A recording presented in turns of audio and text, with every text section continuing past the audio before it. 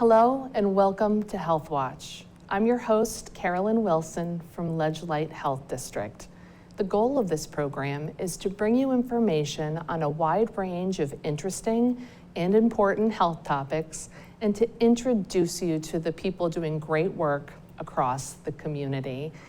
Today, I am joined by Jennifer Monahan, the Trauma Quality PI Nurse, Renée Malaro, Trauma Program Manager, and Dr. Gary Kaml, the Trauma Medical Director, all from Backus Hospital and Hartford Healthcare. Today, we will be talking about the Not One More campaign. Welcome to the show. So I'm really looking forward to our discussion today. Let's start with some introductions. I have gotten the opportunity to meet Jennifer, Renée, and Dr. Kaml. You're a little bit more new to me. Well, my name's Gary Kaml. I am a trauma surgeon. I work here at Backus Hospital in Norwich. I've been a surgeon in Connecticut for 24 plus years now, primarily in trauma and emergency general surgery. And I've worked in a number of different hospitals in the state. I am currently the trauma medical director at Backus Hospital and for the East region of Hartford Healthcare. And a phenomenal one at that.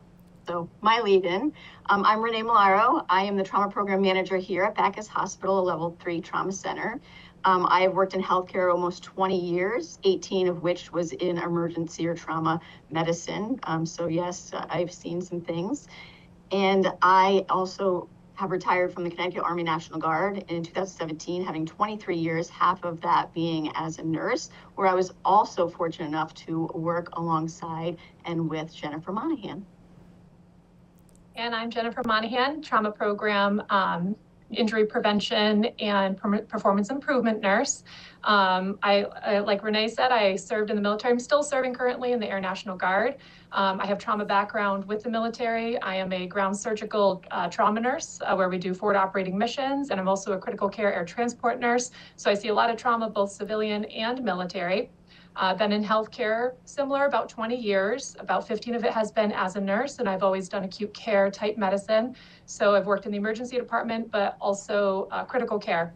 So not only seeing the initial injury with patients, but I also have experience seeing patients as they go through the healthcare system, from acute care and even med surg and step down and orthopedic floors, and seeing the result of that through the hospital. Thank you all so much again for being here. So as mentioned, today we're going to be talking about the Not One More campaign.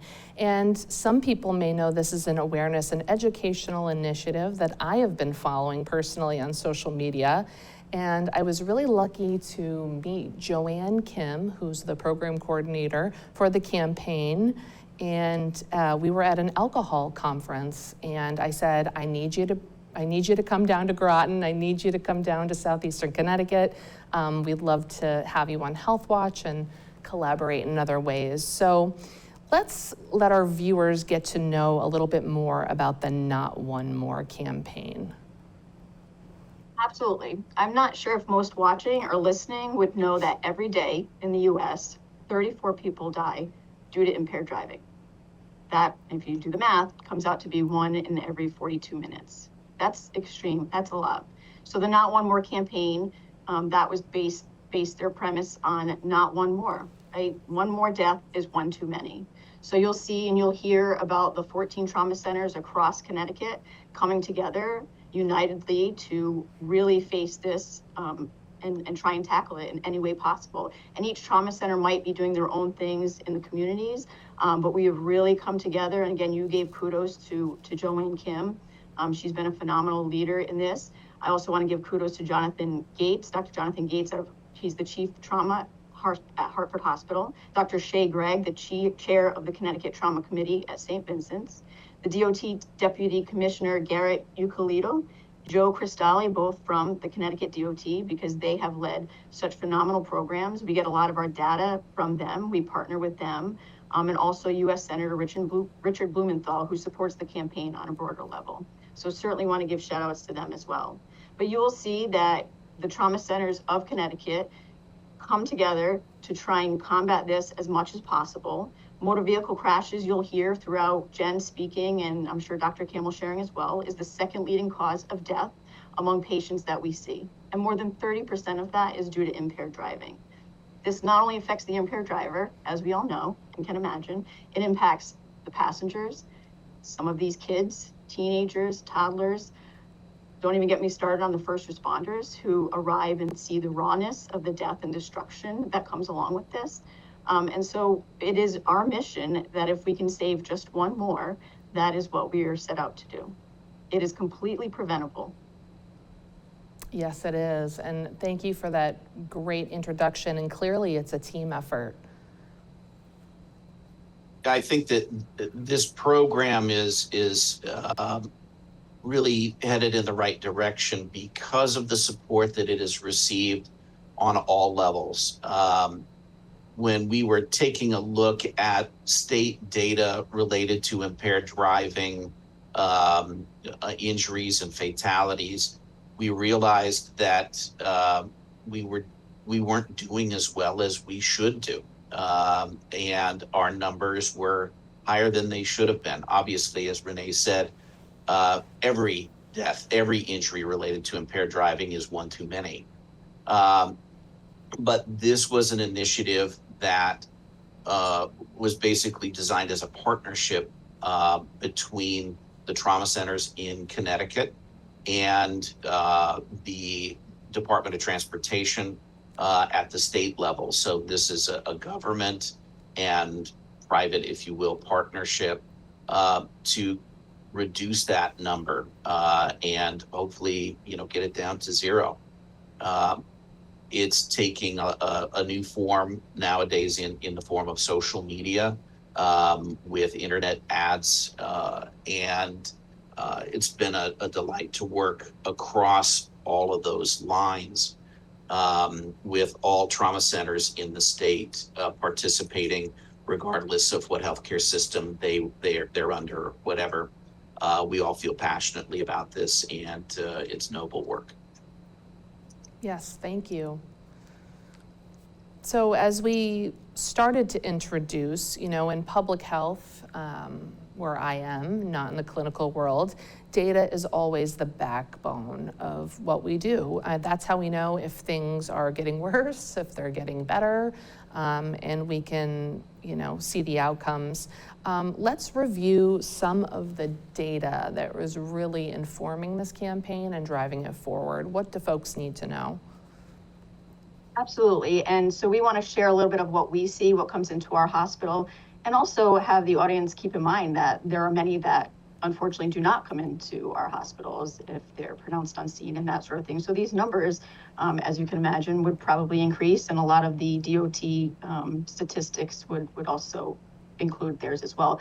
But as in terms of Backus and the things that we see, and I just want to kind of do a over the last couple of years review, because we have noticed that since the onset of this campaign, we seem to think we're reaching people because the numbers fortunately have decreased over the years. So, in 2023, we had a total of 312 motor vehicle crashes, including motorcycle crashes. In 2024, that total was 281. In 2025, we're at 138, and granted, we still have many months left to the year, but when I trended the data for that, we are actually down 29 from where we were last year at this time. So again, we have seen over the years the trending downward. And to your point, that's exactly why we do this. We review the cases, we review the data. We work with the Connecticut, systems. We work nationally reporting data to see where can we make an impact. So that's sort of what we're seeing on the Backus side of things. Jen's going to go into some of the national and overall Connecticut statistics.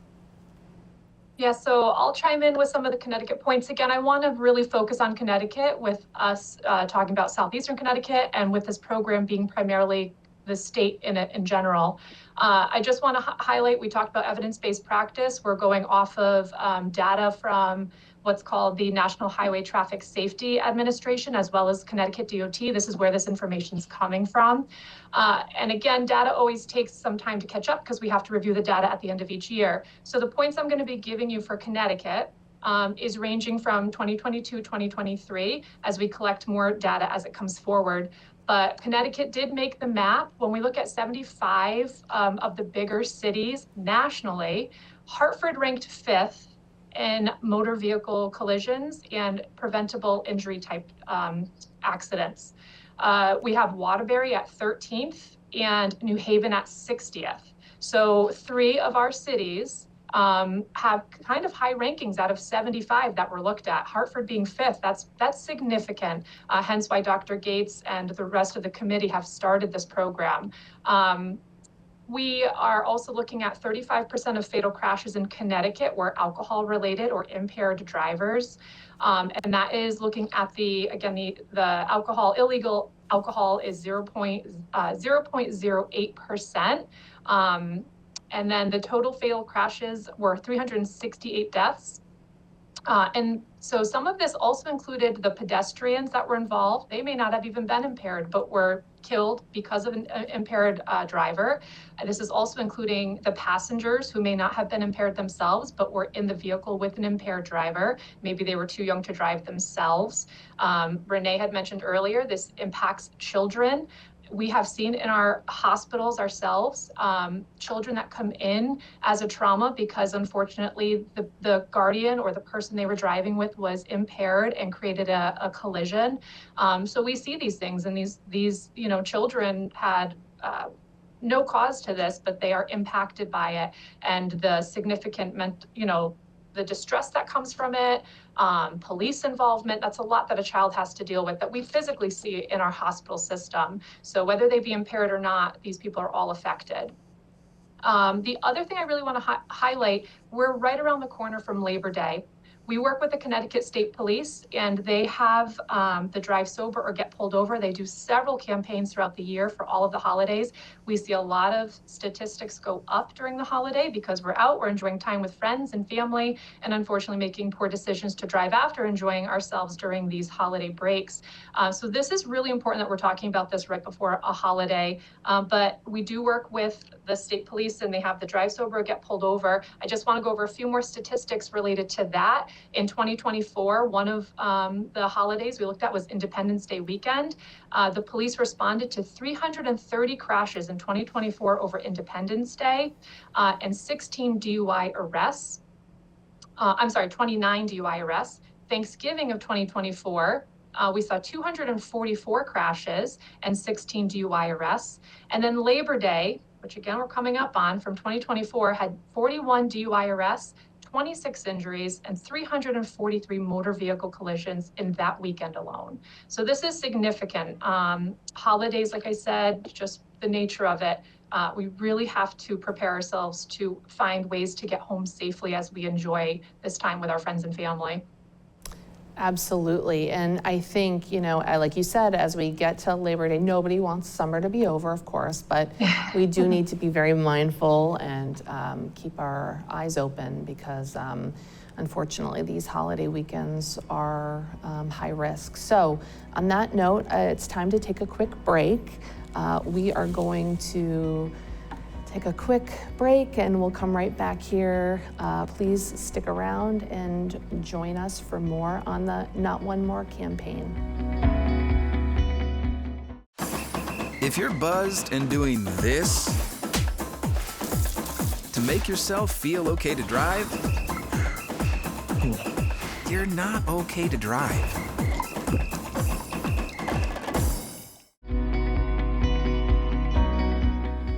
Welcome back to Healthwatch. Today we are joined with 3 great folks from Hartford Healthcare.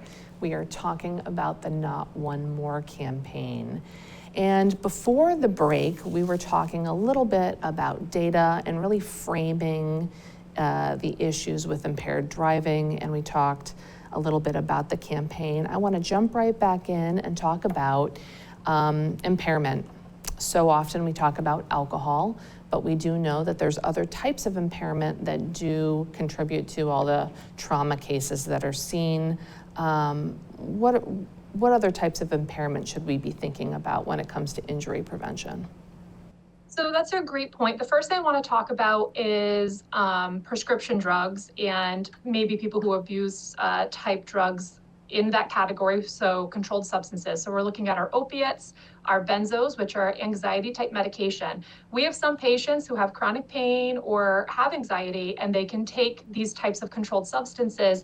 And a lot of people are under the impression that, hey, I take this regularly, I feel controlled on it.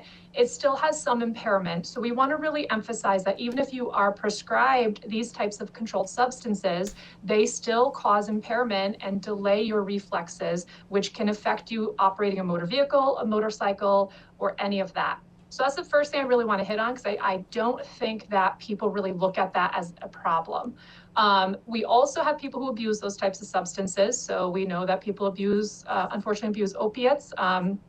But there's also like street recreational type drugs that are out there that we know is going to affect people and their behavior and how they operate a vehicle or a motorcycle. The next thing is cannabis. So cannabis has made a lot of changes over the last few years. A lot of states have different regulations on it now and its ability to be used. The hardest thing with cannabis, with it being legal and when you can take it and medical or medicinal use, there's no really way that the police or the Connecticut State Police can do a quick sobriety test on this. It stays in our system for a long period of time. So this has been one of our bigger challenges with people using cannabis frequently.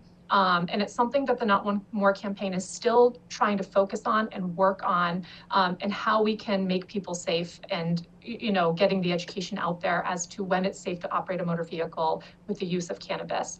And the other thing is polysubstance. When we say poly, it means many. So people could drink and then maybe take their prescription drug, which alters them even further. So that's the big stuff that we're looking at, or what we see that comes in our hospitals as impairments.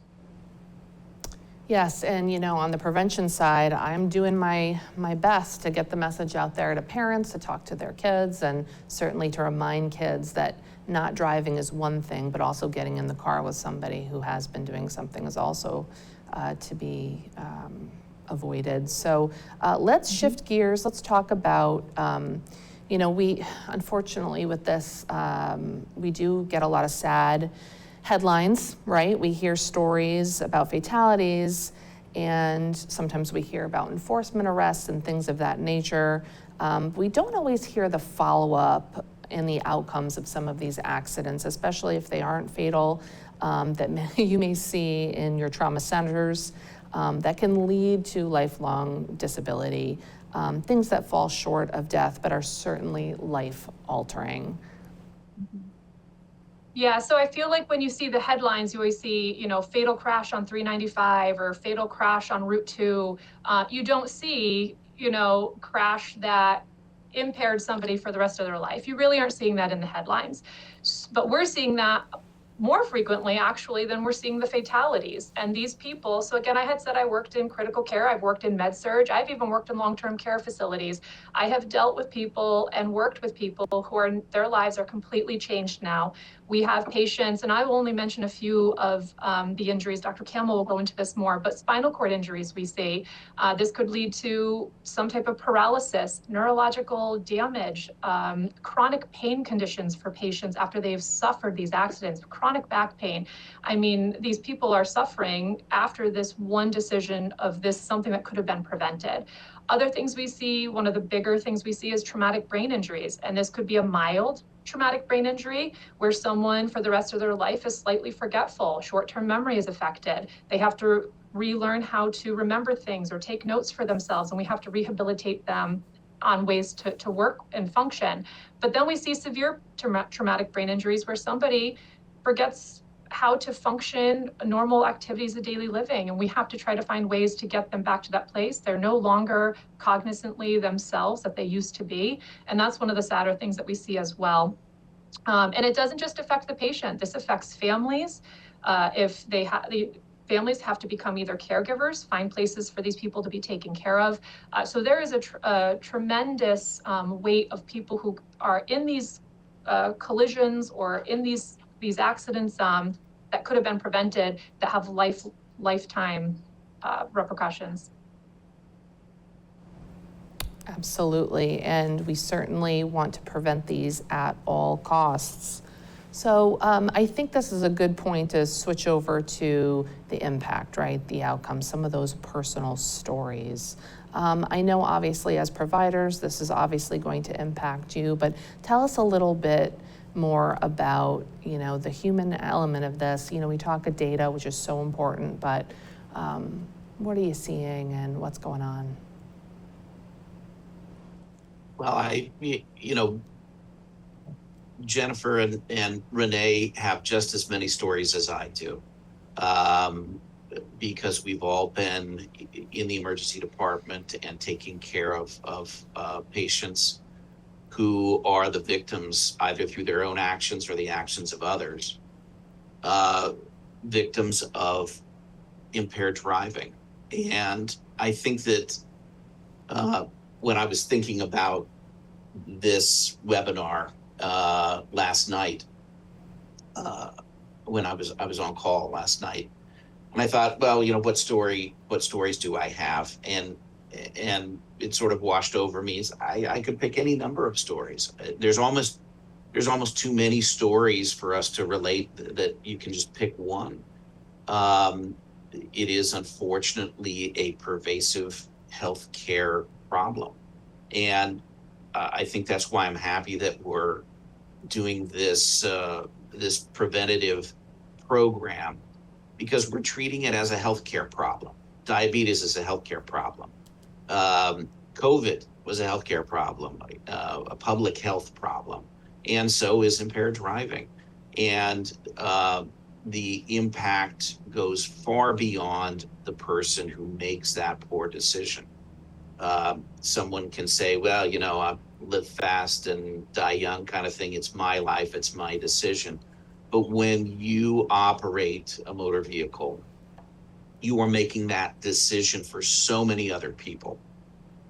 You make that decision for the other people in the car with you. You make that decision for the pedestrian on the roadway that you hit. You make that decision for the family of four that you hit in the oncoming lane. You make that decision, as Jen said, for your family when you end up as a patient with a severe traumatic brain injury and you need lifelong care, and you are in a bed for the rest of your life with your mom or your sister or your brother or your spouse turning you so you don't get bed sores and all of those awful things. The injuries, as Jen said, most times you don't die. The fatalities make the headlines, but most times you survive. But often you don't come out of that process unchanged. And that can be in the form of lifelong pain. It can come out of in the form of paralysis, which is there for the rest of your life and you're in a wheelchair, or you're a quadriplegic and you're on a ventilator for the rest of your life. It comes in the form of amputation. I recall a motorcyclist that I was taking care of a few years ago, and he had crashed his motorcycle and he was in such bad shape, his leg was in such bad shape that I was certain that we were going to have to amputate that leg, and brought him up to the operating room after we'd gotten him stabilized. And I remember him going off to sleep. And this is a young man, he's in his 20s. Remember him as he was going off to sleep to see, so we could see what we could do to save his leg. Him looking at me right in my eyes and saying, "Doctor, don't amputate my leg. Please don't amputate my leg." And I had to, because there was no saving it. That person is going to remember that decision every day for the rest of their life. He survived, but he did not come out of that process unchanged. And unfortunately, it's usually changed for the worse. I was up last night at 2:30 this morning, seeing a patient in the emergency room, crashed her car. She was drunk. Took care of a patient yesterday in the ICU with a shattered thigh bone, a shattered femur, who had to go to the OR yesterday to have his femur put back together. And he was in horrible pain. the stories are too numerous to mention, and you involve a young person, and it's that more tragic, and you involve a child, and it's that much more tragic. It's not just cars. Over one half of boating fatalities are alcohol involved. And so we see an increase in falls with alcohol. We see an increase in assaults with alcohol. People come in with their face smashed up or stabbed. The last time I was on call, other than last night, I took care of not one but 2 stabbing patients. Everyone's impaired. And that is the kind of the sad reality and why we feel so strongly about this program. I would also add, as both have referred to, family dynamics. I mean, so survivors, they may be battling with their own healthcare needs and their disabilities. And that's did they kill a friend? Did they kill a family member, a younger sibling? The dynamics that we have seen and talked with survivors about, it's just the downstream effects are the things that aren't thought about when making that one really misjudged decision. Right. Well, we could really talk about this all day. You know, you and I, we all know how important this is. We've framed this so well, and I think we have everyone's attention. I hope we have everyone's attention. But let's talk about the take-home messages and action. We only have a couple of minutes left. I want to talk about the non-negotiables that we all need to consider to take the essence of this Not One More campaign and put it out into the community. What do we all need to be doing for prevention? So one of the things that we want to highlight when it comes to the Not One More campaign is planning ahead. How are you going to get home? We're not saying that you can't go out and partake and have fun, but do not get behind a motor vehicle, an ATV, a boat, anything that you would have to operate. There are multiple ways to get yourself home. You can designate a sober driver. A lot of times if you ask a friend who may not even be at an event, they will come and get you. There is Uber. Uber has, if it's your first time using it, you get your first ride for free. There are a lot, around the holidays, Connecticut has, it's like $15 ticket where they can get you home safely from the Sober Safe Rides in Connecticut. So there are multiple ways that you can get yourself home safely. Plan to stay where you are going to be. I would even say, like riding, I remember taking care of a few impaired bicyclists. They also crashed their bicycle. So a bicycle also is not something you should be driving home. And they had severe, significant damage and injury after crashing their bicycle. So don't do any of those things. So have a plan. Make sure you know how you're going to get yourself home, because once you start drinking, or having any kind of impairment or anything that impairs your decision making, you're going to think it's okay. So make the plan prior to partaking in any kind of event. I think it's also important for people to realize that no one is immune. So when we have kids come in for our Dare to Care or our Be Aware programs, and we are trying to empower kids to speak up, as we talked about, sometimes the adults not making decisions behind the wheel that are safe, for them to be empowered to speak up for themselves, because nobody is immune to this. I don't care how many years you've been driving, how much experience you think you have. Everybody, not happened to me, can't happen to me, that happens to other people. This happens to everybody, and we see the impact that it has on these families and these lives.